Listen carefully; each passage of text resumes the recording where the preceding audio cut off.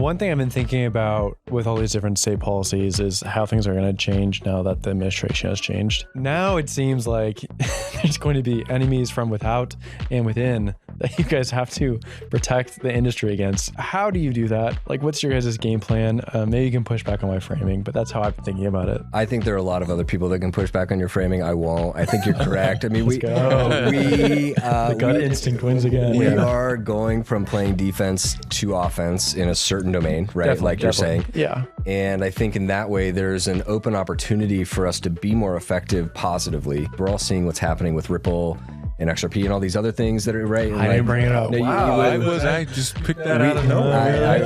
As an example of one, and I think what they have as a centralized entity is an opportunity for them to be more effective within themselves to achieve what they want to achieve. And I think that is our moment as Bitcoiners, is to recognize that without that, we still have to do this work and we have to do it effectively. We have been playing defense for so long, sometimes you can forget what it looks like to try to get what you want instead of preventing what you don't want. This is why I actually think Gary Gensler was a net positive. I shouldn't have said that. I'm going to get so much hate for that. But look, we really underestimate the power of a galvanizing enemy. And I genuinely think some of these things would not have occurred had we not had this thing to push against. This is the archetypical story of the dragon. I mean, we just exited the year of the dragon, and it's truly like, here's what I just want to say is love your enemy, as Jesus said. I think at the end of the day, we are further along because we had that galvanizing force. And so as we look back and, maybe it wasn't great and, we spent a lot of resources having to fight it. At the end of the day, I think we will be stronger for it. And at the end of the day, I think, maybe the same thing is true of Ripple. Maybe it pushes Bitcoin in a better direction because we have to.